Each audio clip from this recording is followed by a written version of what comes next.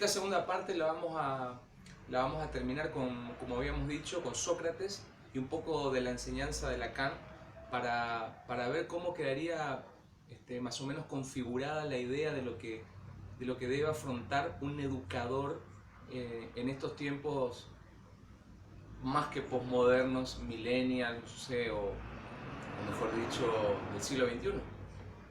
Nosotros, ¿por qué habíamos mencionado a Sócrates?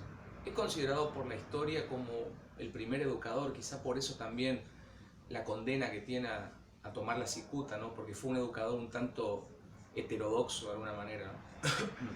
Para esa época y para esos tiempos. Sócrates utilizaba una técnica que se llamaba la mayéutica. ¿En qué consistía la mayéutica? Etimológicamente quiere decir el arte de hacer parir las ideas. Una casualidad o no tan casualidad, la madre de Sócrates tenía el oficio de partera y justamente mayéutica es ayudar al otro a que salgan las ideas de él mismo, a hacerlas parir. Era Sócrates también una suerte de partero. Él andaba, como habíamos dicho la otra vez, y como menciona Platón en muchos de sus diálogos, que lo pone en primera persona, él andaba por las calles de Grecia pues de Atenas con sus discípulos, iban por ejemplo a lo que hoy sería un ministerio, buscaban a un militar o a un general, digamos, y comenzaba a preguntarle cosas. El militar aparentemente, como buen militar, podía desconocer muchas cosas, grandes temas de, digamos, de lo que implica el conocimiento en general o del mundo o de la vida, solo por ahí conocía el arte de la guerra, pero Sócrates le hacía ver que sus conceptos por ahí, siendo que están equivocados en muchos aspectos, podía tener una nueva construcción y edificar nuevos conocimientos que él mismo desconocía tenerlos. Ese era el arte de la mayéutica. Entonces le preguntaba, por ejemplo, ¿qué es el heroísmo? Y esto cuenta Platón. Y entonces el general, el militar decía, bueno, ser héroe significa morir por su país en una guerra. Entonces Sócrates le refutaba la idea, que esa era la segunda fase de la mayéutica. Le decía, por ejemplo, ¿y qué pasa si un buen soldado no muere en combate y lo mismo ha dado todo por su patria o por su país? No es un héroe, tiene que morir. Entonces ahí, ¿qué hace? De la primera fase vamos a la segunda, que es la que destruye, digamos, de la A vamos a la B, destruye el concepto Sócrates y entonces el otro lo corrige. Entonces dice, bueno, no es necesario morir por la patria, también puede ser un gran luchador, entregar todo y no morir y ser un héroe. Bueno, esa era la idea de la mayéutica, era la tercera fase de la mayéutica, en la que entre los dos construían un nuevo concepto y ese era un nuevo conocimiento que se había gestado de la afirmación inicial, quizá un poco apócrifa, falsa o no tan pulida, la segunda que era la destructiva, la parte destructiva en la que Sócrates negaba, y la tercera era la construcción, el aflorar esa nueva idea, el parir la idea que lo hacía el otro. Esto en esos tiempos de Roma, de Grecia, era bastante revolucionario, ¿no? Sócrates, ya les dije que por eso, ese fue uno de los motivos por el cual lo condenaron a muerte. Pero quiero decir con esto que no es nada nuevo, que el docente de hoy tiene que hacer eso y ya lo viene haciendo y debería hacerlo en la medida de sus posibilidades, es que no solamente dar el conocimiento, porque en estos tiempos el conocimiento está en todos lados, uno aprieta un botón y el conocimiento está en el Google, sino que el niño, el adolescente o el adulto, cualquiera sea el nivel, considerar que ya lo tiene el conocimiento y que desconoce tenerlo, como pensaba Sócrates. Lo que tiene que hacer el educador es hacerle ver, también es como una especie de terapia psicoanalítica en el dispositivo psicoanalítico, hacerle ver al otro que sí lo tiene y hacerlo parir. Ese es el hecho de la mayéutica, del ser partero de la idea. La segunda parte de la función del educador del siglo XXI creo que tiene que ver un poco, esto es un poco exagerado, es figurativo, no es metafórico, pero creo que tendría que ser el educador de hoy como una especie de hombre del Renacimiento, como un Leonardo da Vinci. Digamos, ustedes se acuerdan que eh, Leonardo, por ejemplo, o los hombres del Renacimiento no eran solo pintores, sino que les interesaban, escribieron y estudiaron mucho sobre matemática, física, botánica, les interesaba todo lo que tuviera que ver con el mundo, con la realidad. Eran casi como filósofos que salían al campo, digamos, ¿no? Como filósofos científicos, si se puede decir, en el 1500. En el Quinticento el concepto de ciencia no existía, pero bueno, creo que el educador de hoy tiene, frente a sus alumnos, tiene que tener todo el poderío posible de cultura. No digo ser un tipo culto, ¿por qué no? Ojalá pudiéramos. Entonces, mientras el docente, ya en situación áulica, está desarrollando un tema, sea de historia, de biología, de lo que fuere, tiene que estar constantemente ligando, linkeando, como se dice ahora, ese tema central, vertebral, con otros que puedan aparecer periféricos. Si yo estoy dando historia, Napoleón, yo tengo que sacar a la periferia la Revolución Francesa. Puedo hablar de él como en su carrera militar, fue un gran innovador en el tema de la artillería, de los cañones de retroceso, porque a algún alumno puede que no le esté interesando esta línea histórica de Napoleón, pero si yo le hablo de la parte militar, puede ser que a él lo enganche ese tema. Entonces, sale de esa vía apia, digamos, y queda investigando, o va a su casa e investiga sobre el tema de la artillería. A otra persona le puede interesar el dato de que nació en Córcega, que sí, que Italia sí, que Francia no, esa isla, que 2 años antes. Entonces puede ir al dato del dato geográfico, le puede interesar esa parte.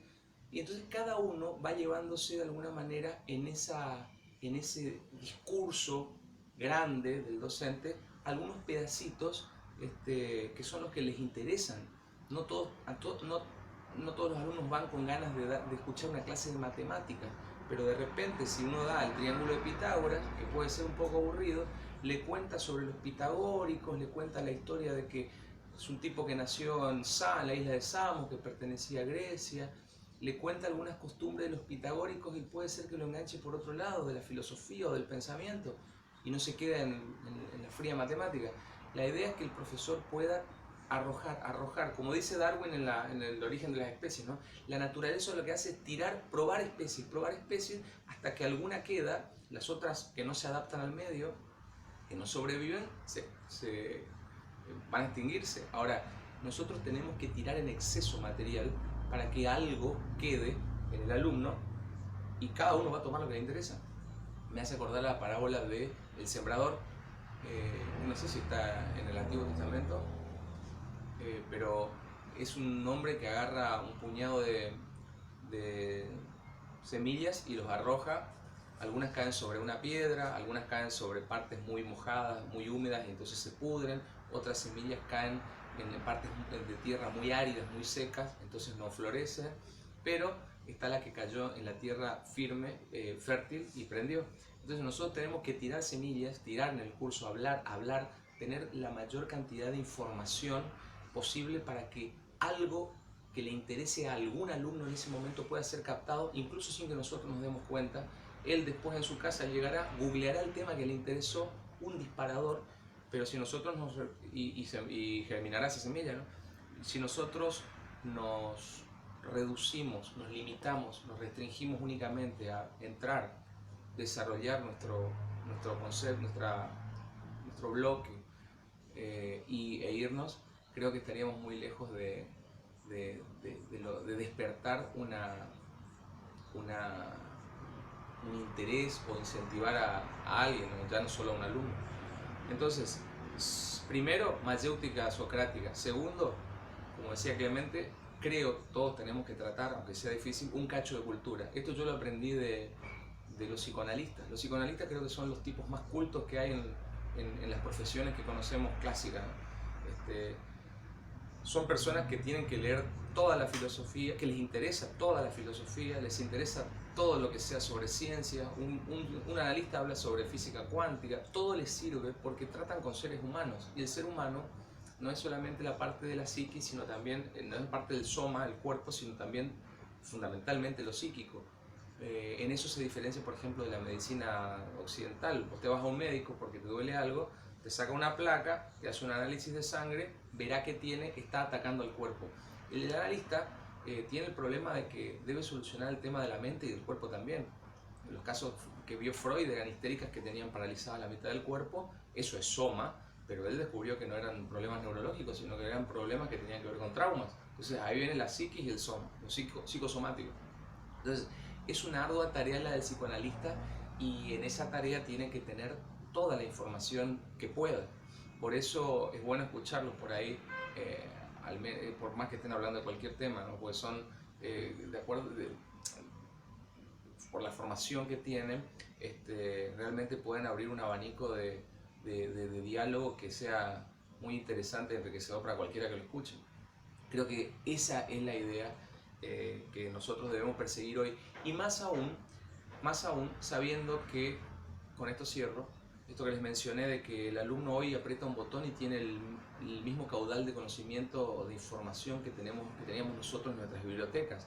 Entonces, cuando nosotros, antes del internet, teníamos que o tener los libros de nuestros padres en nuestras casas para poder informarnos o leer sobre algo, o ir a una biblioteca pública, hoy los niños tienen el material en Google, que sería la nueva biblioteca británica, ¿no? Enciclopedia británica.